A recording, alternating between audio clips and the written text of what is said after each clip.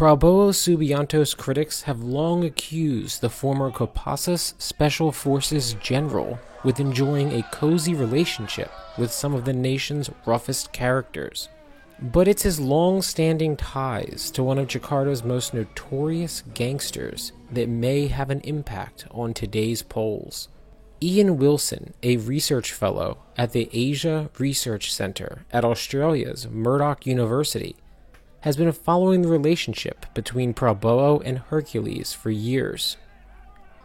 Wilson spoke with Berita Satu World about Hercules' efforts to campaign for Prabowo, both in the streets and behind bars. So, can you just start by explaining the relationship between these two men? Well, it goes back to the 1980s in baseball, when Prabowo was a captain of Interview's not in the show, right? Hercules, as a young man, had been orphaned. Parents had been killed as an outcome of fighting there. He was at loose ends. He ended up being adopted as such by military officers and ended up working with the Indonesian military as an equipment carrier. Later on, he was involved in a number of different conflicts between the Indonesian military and the Frontier, and that's how he lost his eye, he lost his hand.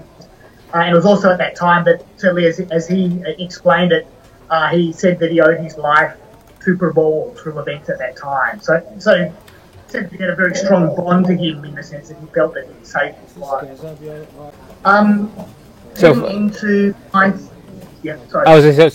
Fast forward now, after Yes. he lost control in Tanah Abang, he started up an Ormas, that roughly translates to People's Movement for a New Indonesia.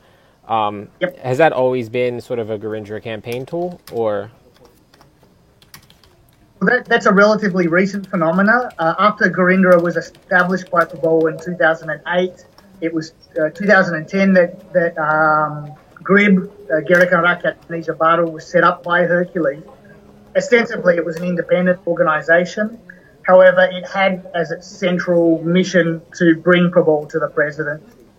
So basically, Prabowo called significant networks, in the streets, amongst gangs, amongst youth throughout Jakarta, but it's piggybacked on Gerindra's structure. So, GRIB is now, you'll find it in at least 30 to 32 provinces throughout the country now.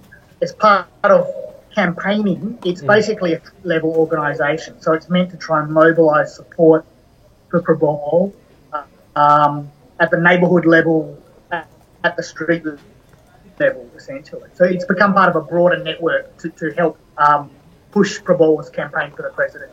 Okay, and this kind of relationship with some of the seedier elements in society, it's sort of nothing new, right? No, and particularly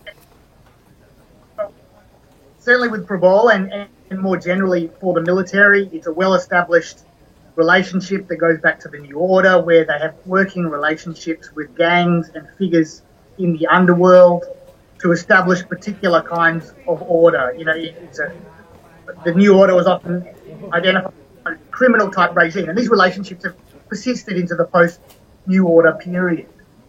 These people exercise informal authority at the local level. They have coercive capacity, so they have the ability to, if not physically or at least in other ways, to intimidate people.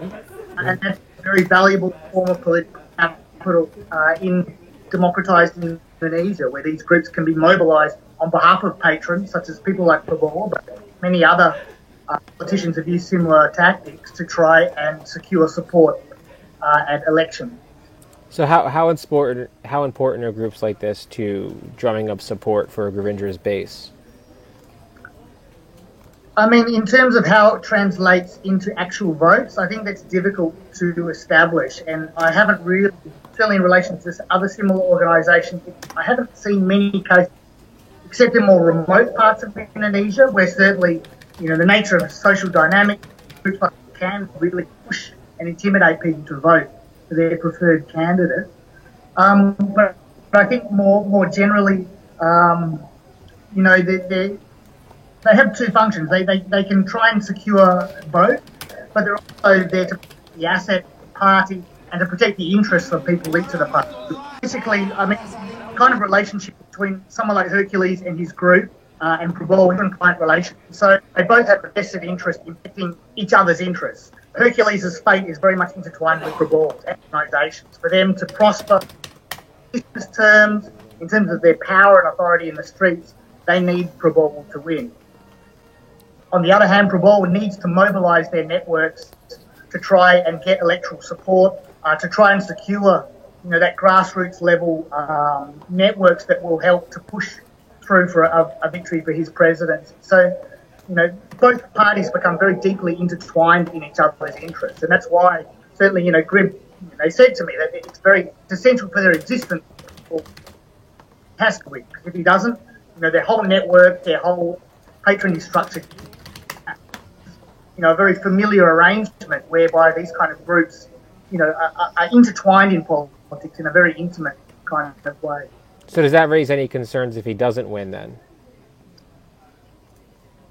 I think, I'm cautious of making speculations as to what might or might not happen, but certainly it's reasonable to say that because these groups face, and it is in some ways intertwined with the success or otherwise of Prabal, it means that, and it's very much in their interest that he wins. And if he doesn't win, well, there'll be a lot of deeply disappointed people, and how they'll react. Of course, some of these people are linked in gangs, and they have, a history of using violence. So there's possibly some concern, but I wouldn't want to be overly alarmist at this point in time.